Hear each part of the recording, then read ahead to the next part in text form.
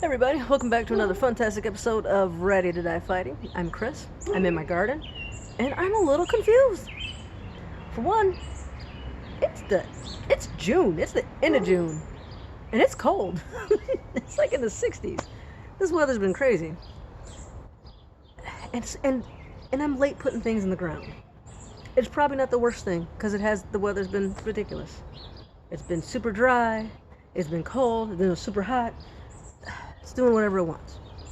But that's not the thing that's confusing me, because I live in Michigan and honestly, weird weather is normal. What's confusing me is I got some corn here. Like, this is corn, right? I did not plant this corn. Also, this corn, I was under the impression that corn liked it when it was warm. It's been cold. Like, I was reluctant to plant corn because I didn't think it would survive the colder temperatures that we were having just recently. Yet here this corn is that I didn't even plant. And is this a sunflower? Is this a sunflower that's coming up? I didn't plant sunflowers. I didn't plant anything in this bed. And this looks like tomatoes. Now, I did plant corn and sunflowers in this bed last year. The sunflowers weren't over here, they were further back, but I did plant those here. I did not plant tomatoes over here, but that's what this looks like to me. Look at this little yellow flower here. Look at these leaves and the stalk. This looks and feels very tomato-ish to me. Here's a tomato plant that I grew and I'm supposed to be, or one of them anyways, and supposed to be planting here. I'm thinking, well, why should I bother with that? I don't know what kind of tomato this is, what variety or anything, but look how tiny this is, and look how big and healthy this is. I'm thinking, maybe I'll just leave well enough alone. Let what grow wants to grow. But this is crazy, and it's not the only thing. It's not the only thing. I got some, what is it? Some borage over here. And cilantro. Look at this cilantro, already gone to seed. I did not plant that there. I did not plant that borage. There's some more borage right here that I didn't plant. I mean, I like borage. I think it's a pretty flower. It's edible. It deters some of those nasty bugs that you don't like. Look at that. This is beans right here, right? These are beans. This looks like beans to me. I didn't plant beans here. Can you see that? I got all these renegade plants just doing whatever they want. They're just doing whatever they want. It's kind of cool, but it's also kind of messing up my gardening plans. I had my ideas of where I wanted things to be, and it's just doing what it wants. That's nature for you, I guess. It's kind of exciting. It's kind of annoying. I'm not really sure what to do about it, but I think I'm going to clear out. I think I'm going to leave that corn there. It wants to be there, fine. I'll leave the corn there. I'll leave the tomatoes. We'll see the tomato-looking things. I'm going to leave all that there and see what comes of it. I'm going to pull out the stuff that I think is weeds. I'm going to plant the things that I wanted to plant there, and we'll just see what happens. Because I think what that's going to be.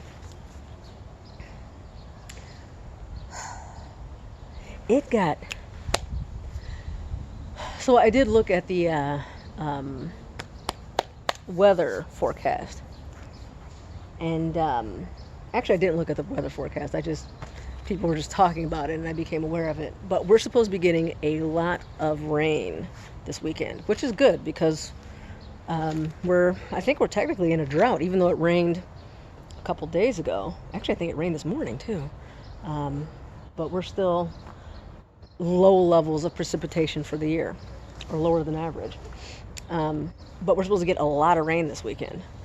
And I've been trying to look at the clouds and see what kind of warning signs I can get and learn from that. So I've been really paying attention and like checking out things, because it was really warm, and then a cold front came in and brought all these crazy looking, actually beautiful clouds. The sky has been gorgeous lately with all these very big, fluffy, interesting clouds, and reflecting light in different kind of ways. So we're getting like really beautiful red and pink skies in the evening. It's been really awesome. And so I've been really paying attention to all that, trying to see like, okay, what can I learn? What can I learn here? What's kind of clues can I get that's going to give me warning signs if there weren't any, weathermen around? And I made a video not too long ago showing those altocumulus clouds, and even though it didn't rain that day, and I was like all excited, oh, it's gonna rain, you guys, it's gonna rain. It didn't rain that day. It looked like it was going to. By the evening, and I remember it looking like it was gonna rain. I thought for sure it was. It didn't actually rain. Maybe I think I heard that maybe it rained in other places, but not where I'm at, like not too far away. But I think it was Sunday, I saw those same clouds again. Not exactly the same, but same type of clouds. And even though it was like hot, it was hot. And it was sunny. And so there was these clouds, not enough to like make it, there was enough of the clouds that you could definitely notice them, but not enough that it was like a cloudy day or that was blocking the sun or anything like that. And I looked up, we're at the park. I'm like, oh, it's going to rain. It's going to be a thunderstorm. And we're like, no, it's not. Look, it's sunny. Yeah, right. I'm like, okay. And then we're close to a lake, and the lake was pretty stinky. And I had read that when the air pressure is low, it's air rises. So I mean, if the air is rising up to the sky, that means the air pressure is low. When air pressure is high, it's pushing the air down. So as the air rises, especially moist air, it takes all the smells with it. So that's at least part of the reason why a lot of people can smell rain coming. It's like you're smelling basically all the stuff that's on the ground, like a lot of scents, like dogs lower their heads down to the ground to sniff around, and that's how they smell things. Usually on the ground. A lot of times you don't see them unless there's something in the air, but they're not sniffing up like that. They're sniffing down at the ground. But as the air pressure gets low, those scents start coming up. Those scents, especially like coming out of ponds, coming out of lowlands and swamps and all of that, those are all the lower areas that air comes up and it brings those scents with it. It can also make the water look dirty. Basically all this, some of the stuff, I shouldn't say all the stuff, but a lot of stuff that may normally get pressed down to the bottom because of the air pressure can start to rise to the top as well. So we're at this lake, and it was kind of stinky. And I'm like, oh yeah, the lake doesn't normally stink. It's a lake I go to all the time. More of a pond than a lake. It's not that big. But at any rate, but yeah, I'm like, this thing, it's gonna rain. Bah. And then dark clouds started coming in, and by nightfall, boom, we got so much rain. It was thunder and lightning. It was gorgeous and cool, and I'm just like, who was right? Who was right? So that was really fun. So I just want to build those skills continuously, get better at it, be able to predict it, just further out even, because then I was able to predict a few hours out. But here we are, we're not supposed to get rain until, I think the weekend, so like maybe a day and a half away. And so yesterday and today I've been looking at these clouds, seeing different patterns, and there's definitely, it's like, yeah, it looks like it's gonna rain, but I can't tell how far out it is. I wouldn't necessarily think it's 2 or 3 days out. Maybe it's not possible to predict that far out. Maybe I'm just not good enough yet. But I guess the point of me telling you all this is look at the sky and pay attention to what's going on. And that's how you learn it, is observing what's happening. And it is kind of nice knowing ahead of time, because then I know, I was like, okay, if rain's coming in 2 days, what does the sky look like? It looks like this, apparently. So these, we've been having a lot of this, and the What I thought was interesting is cold fronts, I thought would typically come from the north because it's cold air. Cold air usually comes from the north. Warm air usually comes from like the south. But the clouds I noticed were moving, and they were moving fairly quickly, more in a northeastern direction. So I thought that was kind of weird that if a cold front is coming in, like this big pocket of cold air was coming, I guess, more from a southerly direction. That seemed a bit weird and blowing the clouds northeast. They were definitely going more north than east. They seem to typically go east in general, eastish. Maybe northeast, maybe southeast, varying degrees, but it's usually eastish. But this time they were moving more north. And right now they're moving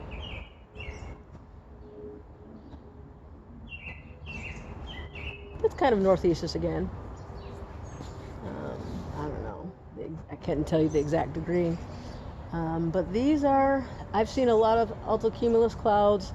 These, I don't remember if maybe I said in my last video, because there's cumulus clouds, but they can be different sizes, and that kind of tells you what's going on. So like the bigger they are, especially if you can see them growing and they're like just getting bigger and bigger, you know, if you can visually see the clouds growing, head for some shelter. But you can kind of get an idea. So like if you're put your pinky up or just like a little fingertip up, and that covers the cloud from your, like blocks it from your sight, then that cloud is really high up. So it's like a cirrocumulus, however you pronounce something like that. And so that's probably not going to give you any bad weather, because it's just so high up, and it's made out of like ice crystals and everything, as opposed to actual water. But once you get up to the point where you can kind of cover up, I think like with your thumb, and it's like that size, then that's the altocumulus clouds. And those guys are the ones who give you a warning that if you get like a bunch of them, and it's kind of like this dotted sky of those type of clouds, then that's a good warning sign that you're going to get some rain later on. Maybe not right then, a few hours later, most likely a few hours later, maybe that evening, possibly even the next day, depending on what time it is. But bad weather is more than likely coming. And then once you get to the point where you're like making a fist with your hand to cover them up, then it's like regular cumulus clouds. And those can be fair weather or they can be bad weather. It just kind of depends on what's going on. So these, it's hard to say what they are because there's so many of them all together, and it kind of looks like a kind of a lumpy lumpy thing. But yeah, that's what's got going on here. And we've got some colors going on. I've been trying to learn bird song as well. If you hear that one, if you hear that bird and you can tell what it is, I can't see it from here.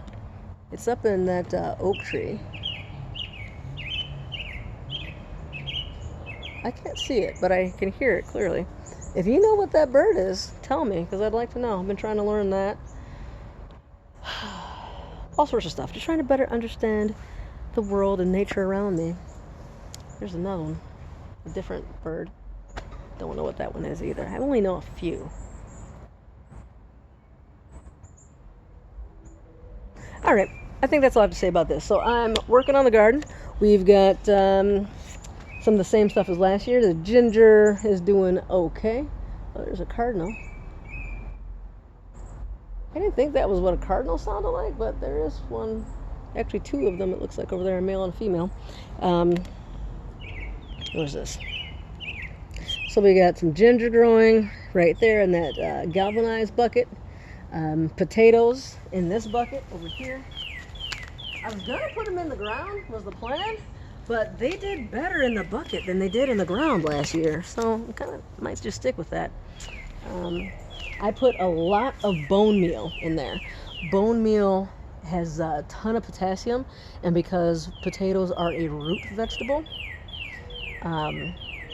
Potassium is what plants need to develop roots and whatnot. So, and potatoes love that. So I put a ton of bone meal in there and hoping that that will help get the potatoes nice and big. Because last year we had a bunch of little tiny little baby potatoes. They worked, they were good, but I'd like something a little bit bigger this year. Our blackberries are coming along. I'm still not sure if this is what this is. I'm still not sure, but we've got some berries coming along. If anybody knows, it kind of looks blackberry-ish, but not completely to me, so I'm not sure.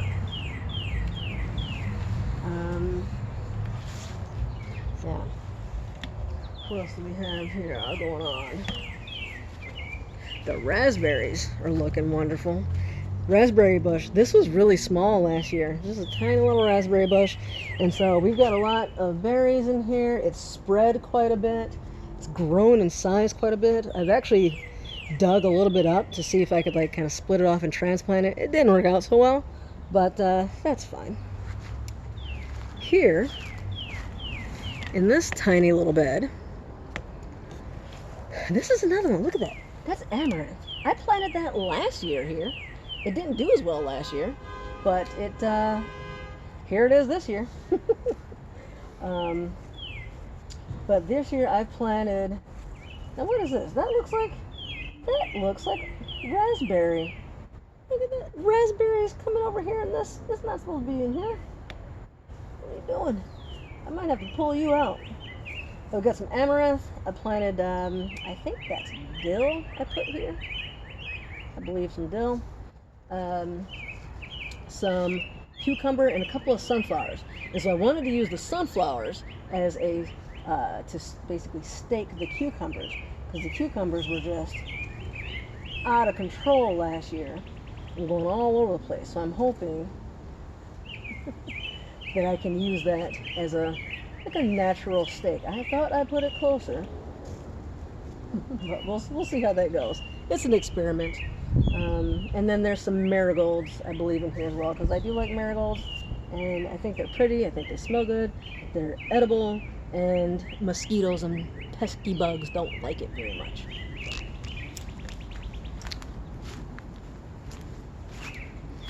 Here I've got some more dill, some renegade borage. I recently planted some beans that seem to already be popping up here. There's some black beans and corn, and I think that's the corn right there popping up already. It has not been very long, but here it is. Oh, is that a watermelon? And then I decided to go watermelon in the ground. I put that right here. I don't think that's it though. I don't think that's the watermelon. Maybe it is though. I have to wait a little bit longer and see. And then this is some dill bought from the store. Yar. What else can I show you guys? We got a lot of peppers. A lot of peppers this year, which will be nice. And then I mixed some basil in there. So we got jalapeno, we got poblanos, I got a sweet banana pepper, regular green bell peppers. I think there's a Anaheim. I thought I also had a serrano pepper. I thought. Maybe there is one mixed in here. I swear I had one. But yeah, so we got peppers here and a little bit of basil. You know what? I think I put serrano seeds is what I did. Because I think they, I had some and I think the cold hit them and they didn't make it. The others did. And here, lots of strawberries. So I got strawberry, and for some reason, strawberries and thyme love each other. So I'm all about the companion planting. So we got a bunch of strawberry plants. Most of these are carryover from last year that survived. But then I also put some strawberry, what do you call them? Like little rhizomes or whatever, to grow more of, because these are mostly, they're ever bearing. I wanted to get some that I can get just like a bunch of strawberries all at once, because that would just make it easier as far as like canning and making jams and all that. It's hard to do that when you're just getting a few strawberries every day. I need like a bunch all at once. So thyme, strawberries, and in here there's also some onions, and then in here I put peanuts. I don't see any coming up.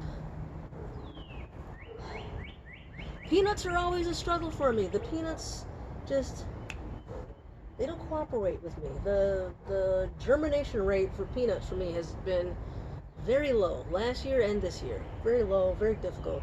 Although we did get some peanuts last year. I don't know about this year. I'm skeptical.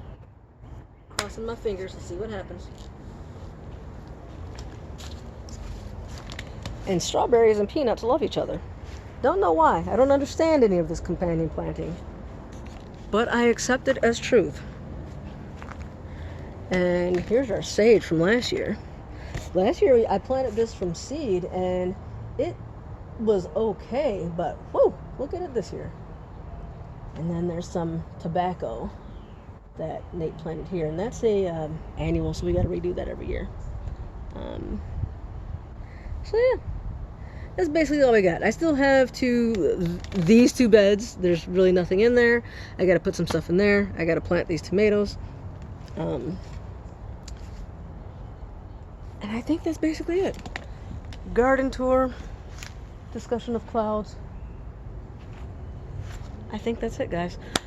Like and subscribe if you enjoy these videos, my random ramblings about various things. And I will see you next time.